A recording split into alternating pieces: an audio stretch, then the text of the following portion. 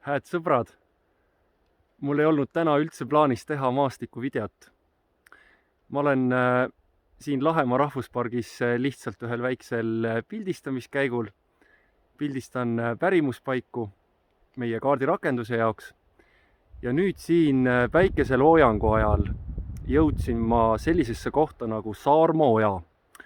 See ojakene tuleb siit Vatku, Tõugu, Võhma, Palmse tee alt läbi ja voolab kohe Klindi servast alla.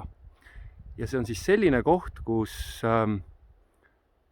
on juba vanade teadete järgi, aga ka praeguste inimeste mälestustes kogetud kummalisi kogemusi.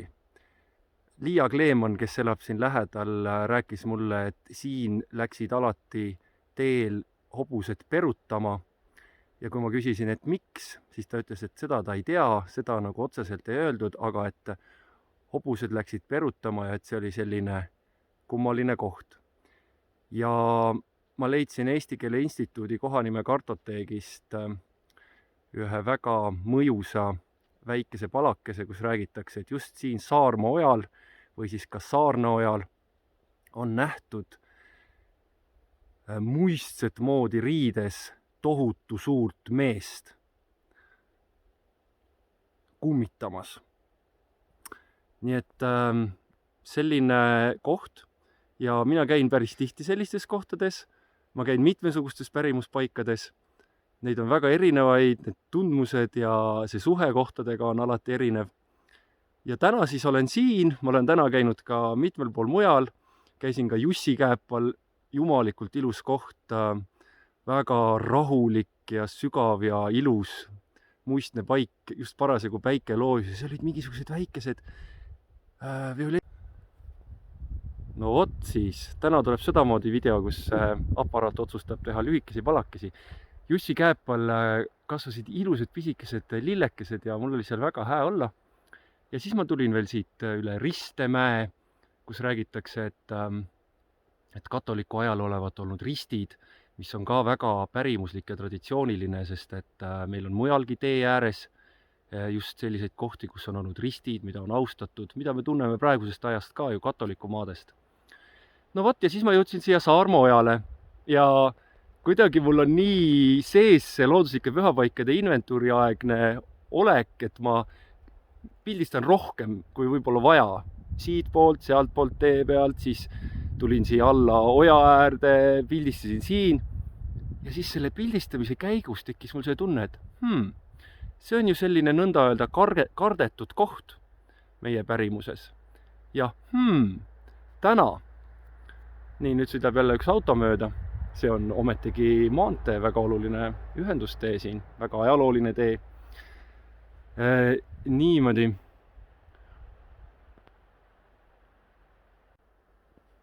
Ja just siis, olles siin ojal, parasjagu kui hämardub, parasjagu kui ma pildistan sellist pärimuslikult kardetud kohta, meenus mulle, et täna on ju see nõnda nimetatud Halloweeni õhtu, mida ka mõningad minu sõbrad vägagi hoogsalt tähistavad.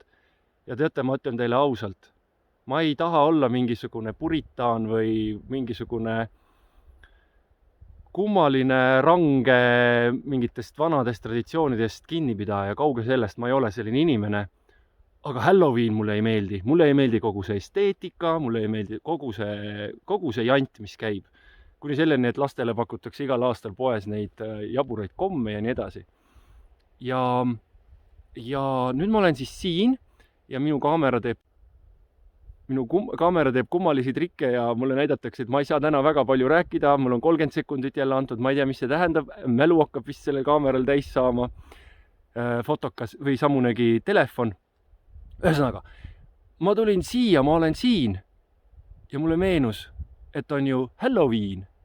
Ja siis ma mõtlesin, et aga ma teen täna sellest kohast maastikuvideo, et lihtsalt teha nähtavaks selle, et meil on oma pärimuses ka selliseid veidi kardetud kohti. ja mõningaid päris kõhedaid kohti, aga ma olen alati tundnud, et see teatud kartus või kõhedus või need kummituslood või kõik nad on hoopis teistsuguse loomusega kui see ameerikalik Halloweeni kultuur.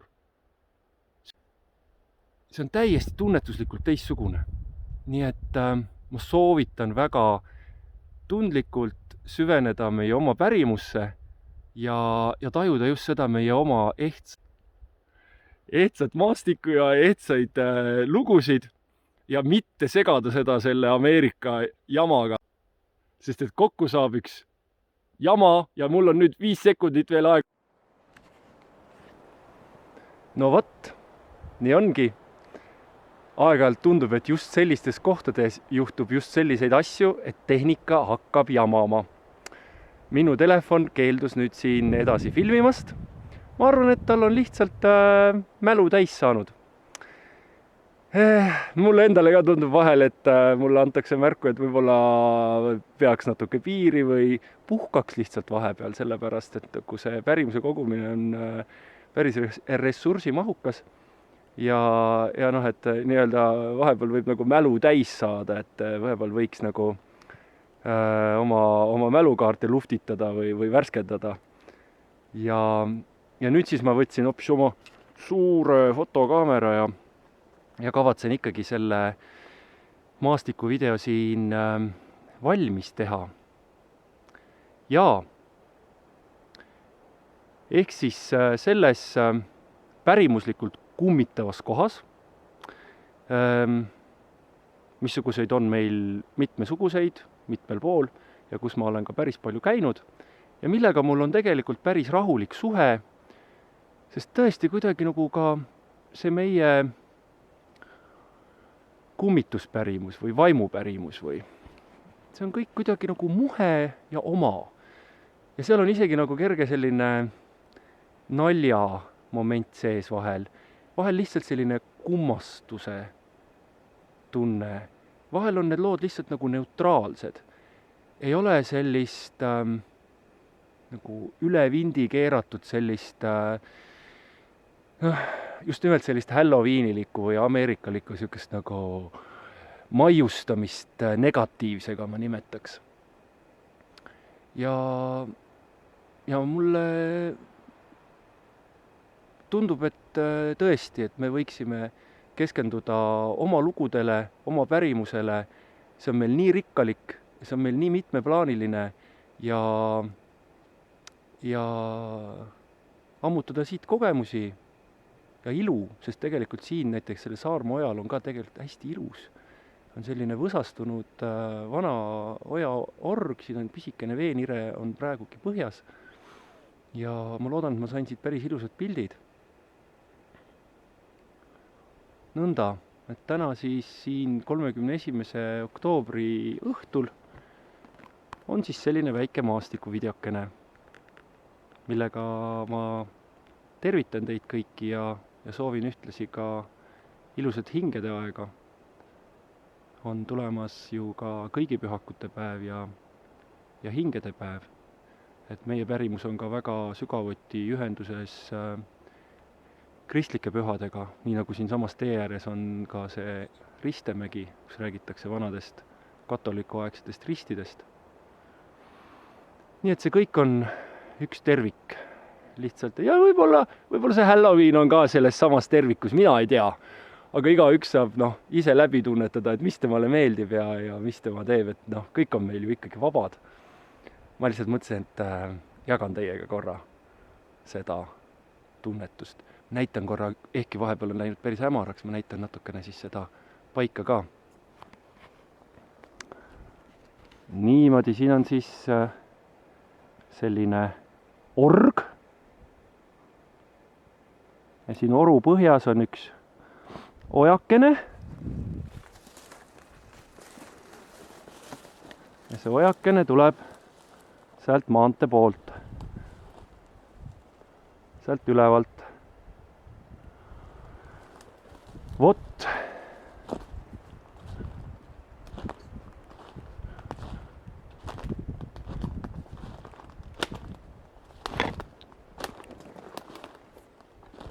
siin on ka natukene veel näha seda oja. See klindiserv on kohe siin samas, eks ju niimoodi. See kallas on kõik see on klindiserv, kus need suured kuused kasvavad. Nii, ma katsun nüüd siit edasi jälle liikuda.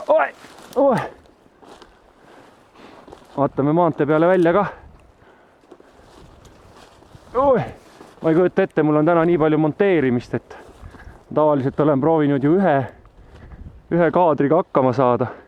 Siit see ojake läheb ja sinna suunas.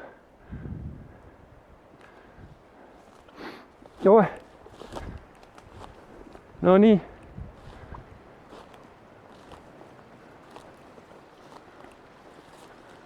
Jõuame siis siia maantee kaldale.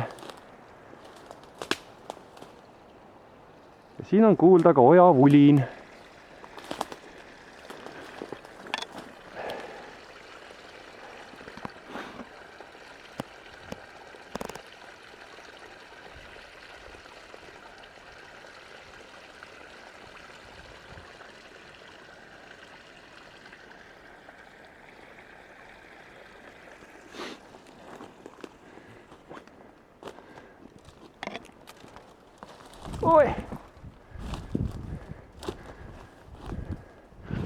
Kusjuures teisel pool maanteed on ka seda ojakest natuke näha.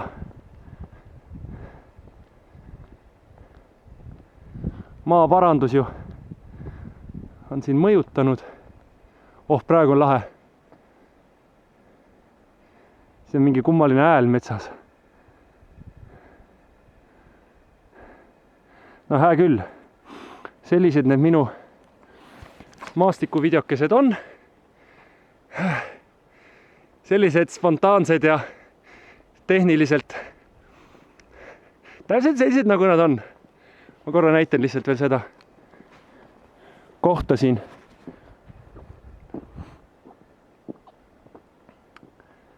Kus on siis see Saarma oja org. Päris ilus koht tegelikult. Nii. Tervise kõigile!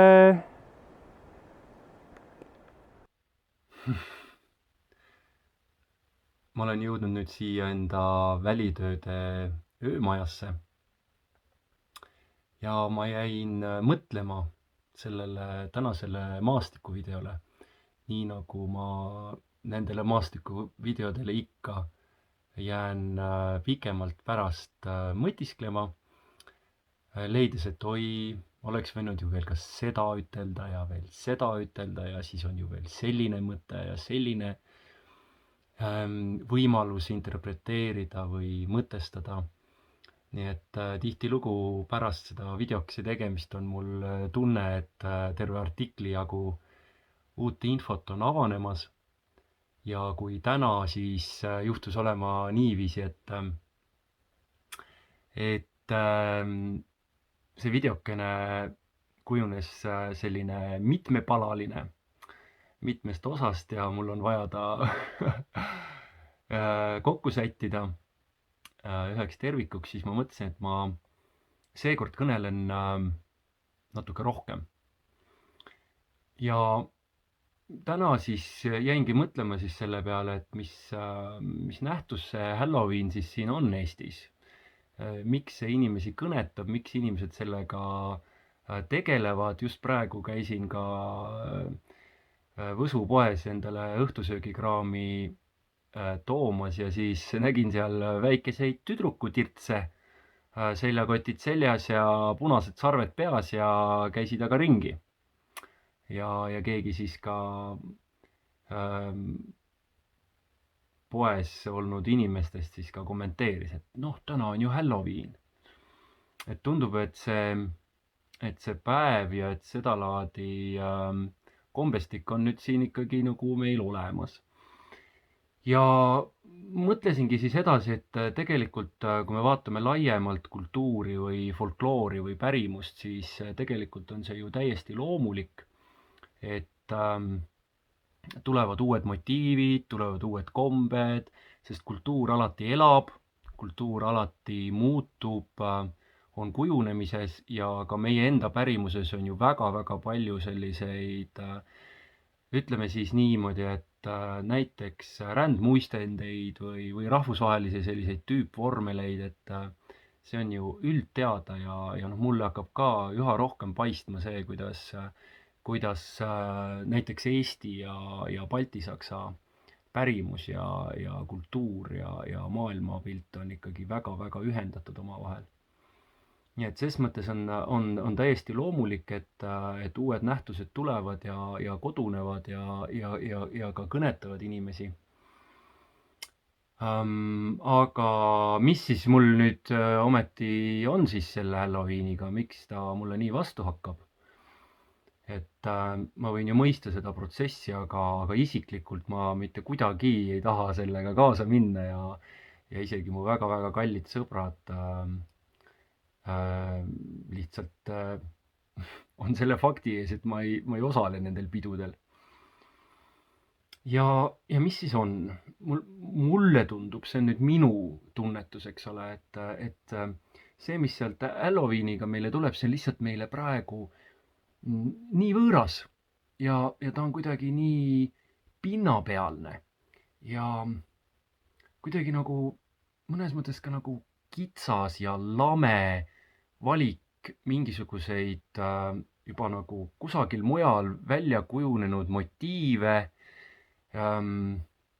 mingit sellist nagu lamedat nagu horrorit. Ja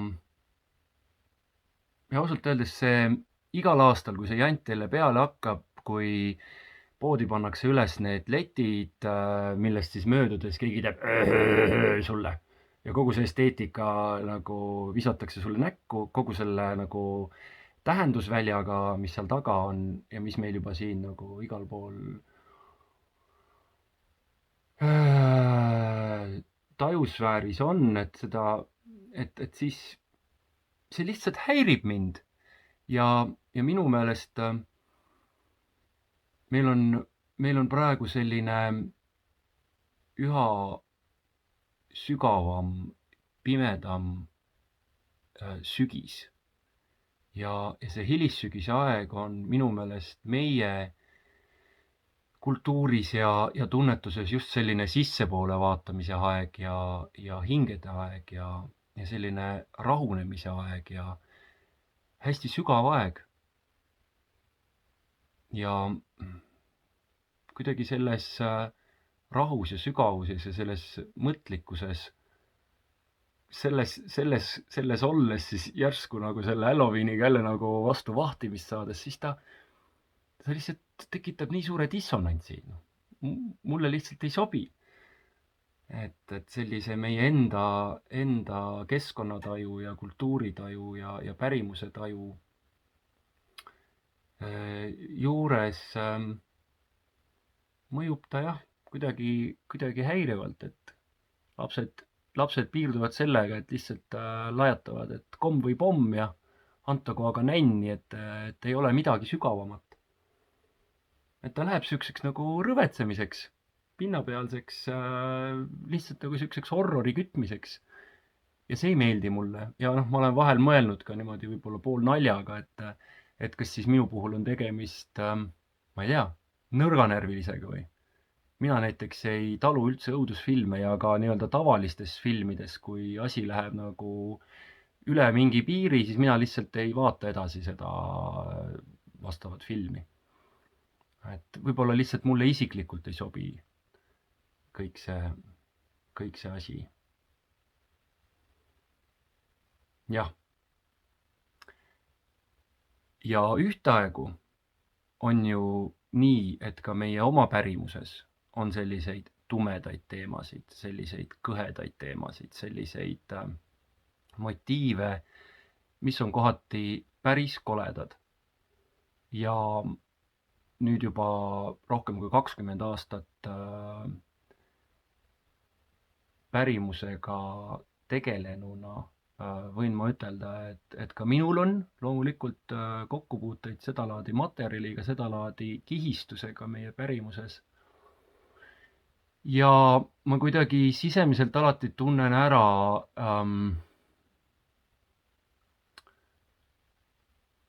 mis see on, sest ma tean ka seda, et see on lihtsalt ainult üks osa meie pärimusest, ehkki kohati tundub, et seda kraami on nagu väga palju.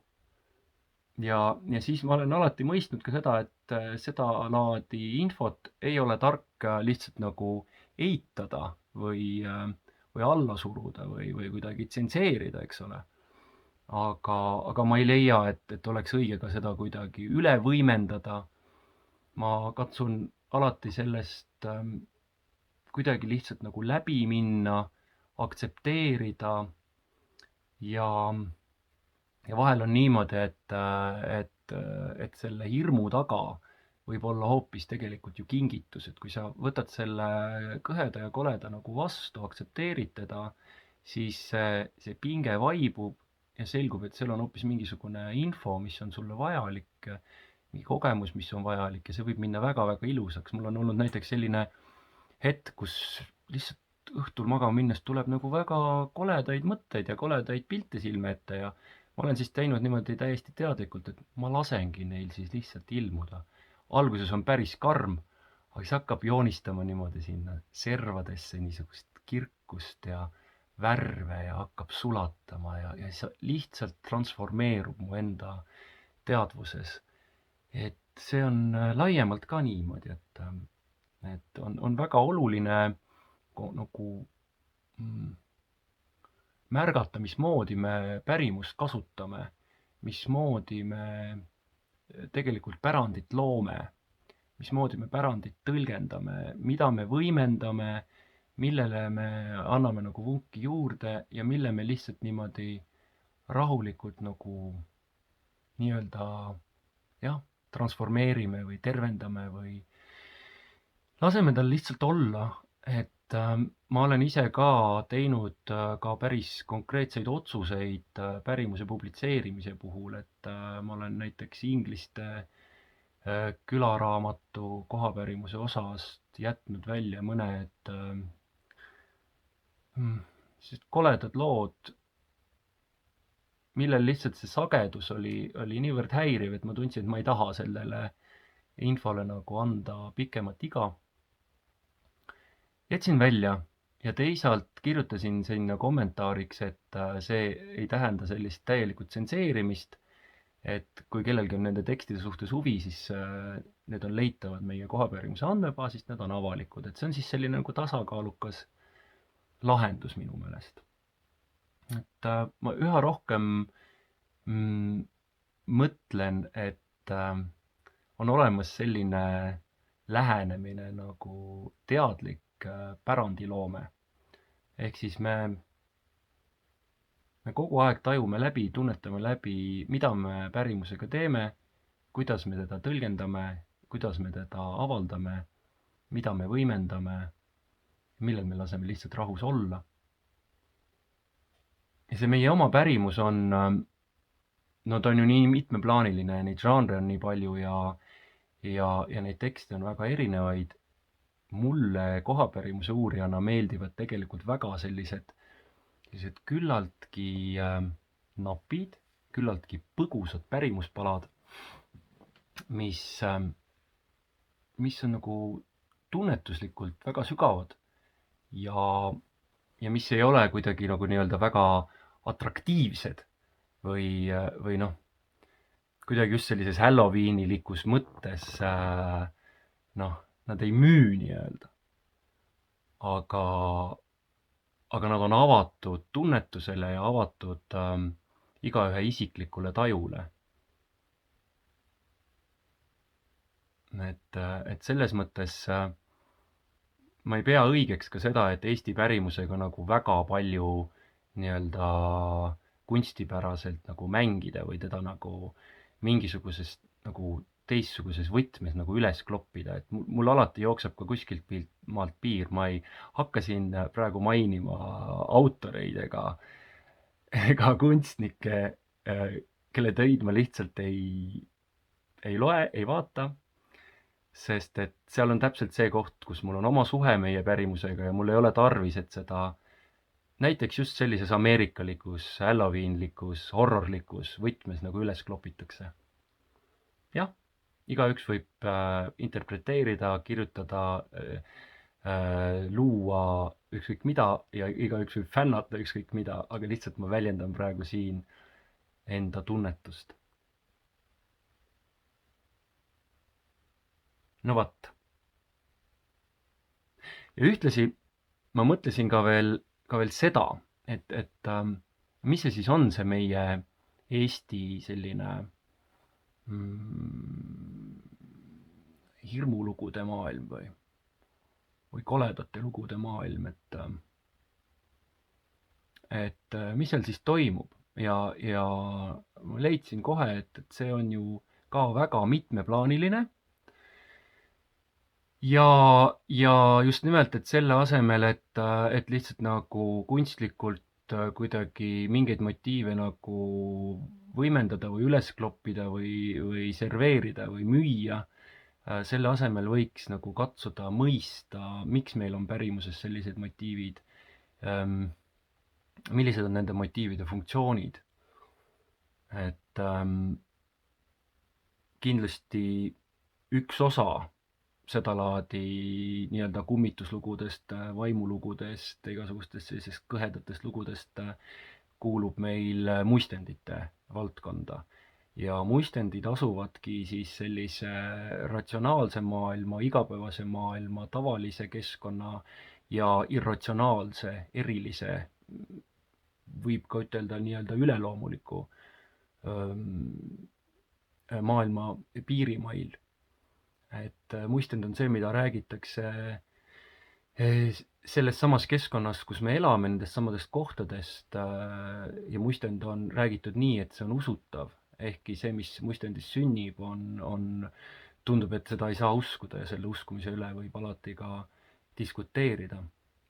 Et selline muistendimaailm, et see on juba iseenesest väga rikkalik ja inimestel on nii-öelda üleloomulikke kogemusi ja neid siis jagatakse oma kogemuslugudena, memoraatidena. Ja kindlasti üks osa meie pärimusest sisaldab ka niisugust nagu tegelikku konkreetset hirmu, et kas see on siis tekkinud mingite ajaloosündmuste tõttu, mingisuguste õnnetuste, mingite koledate sündmuste, sõdade, katku, selliste nähtuste tõttu. Meil on maastikul näiteks hukkamiskohad, lahingupaigad ja kõik see ajaloolises mälus tegelikult kuskiviisi nagu olemasolev on kindlasti meil maastikul ja meil kultuuris ja ka seda tuleb lihtsalt mõista, et see on olemas ja tervendada ajalugu, ka meie lähiajaloo nagu jõhkrust kindlasti ei tohi ega saa unustada, aga seda tuleb tervendada ja see on ennekõike nagu selline protsess igas ühes meis. Et kuidas me kogeme, kuidas me transformeerime, tervendame, vabastame, andestame selle ajaloolise trauma, mis on meie sees. Ja siis see trauma terveneb, vabaneb, puhastub ka maastikul ja kultuuris ja sootsiumis. Nii et see on minu meelest hästi oluline osa selle meie pärimuse raskema motiivistikuga tegelemisel. Ja kui mõelda veel võib-olla nende hirmulugude või koledat laadi pärimuse funktsioonidele, siis seal on kindlasti ka selline didaktiline osa, et ma ei tea, laste hirmutamine, et ärge te sinna jõe äärde minge või kaevu juurde minge, et seal on näkk, kes teid tõmbab sisse, eks ole, et näkilood on tihtilugu väga karmid, väga, väga hirmsad, aga mina olen leidnud ka väga ilusaid näkilugusid, kus puudub täiesti selline kole hirmutav moment, mis on niisugused nagu imelised, kummalised. Keegi suhtleb selle kummalise maailmaga, läheb sinna täie rahuga, eks ole, käib seal, tuleb tagasi.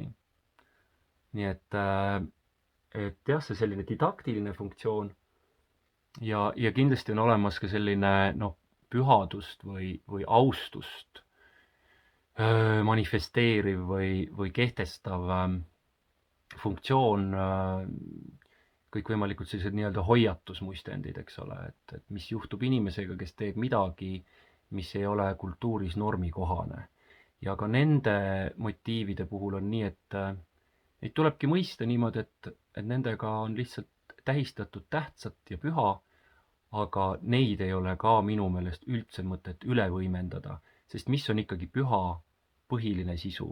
Püha põhiline sisu on tervendada, hoida rahu, anda inimestele jõudu ja sellist ühtsuse tunnet keskkonnaga ja kogukonnaga, et püha puhul ei ole primaarne hirmutamine ja seda ma ütlen nii meie kristlike kõnemeeste suhtes kui ka teiste maailmavaadete esindajate suhtes, kelle puhul aeg-ajalt on näha, et just sellise hirmupõhise ütleme, pärimuse või traditsiooni tõlgendusega minu hinnangul liialdatakse või minnakse üle piiri. Vot sedasi ja ma olen mõelnud ka seda, et üks põhjus, miks meil on nagu selliseid nagu kõheduslugusid, on see, et teatud piirkonnad maastikul mõjuvadki inimesele niimoodi, et nad tõstavad üles sellist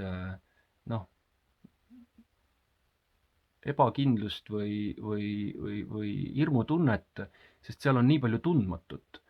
Need on piirkonnad, kuhu võib-olla väga tihti ei satuta, tihti on need mingisugused metsavahed kuskil tee ääres, vahel annavad sinna veel aktsendi juurde ka ristteed, mis on niikuinii väga tähenduslikud ja laetud, eks ole, et võiks vaadata ka nii-öelda topograafiliselt seda pilti, et kus kohas maastikul meil sedalaadi jutte kõneldakse ja mulle tundub, et tihti just niimoodi asustusest eemal mingitest paikadest, kus on tarvis ka näiteks pimedas läbi minna ja mida siis peljatakse, eks ole.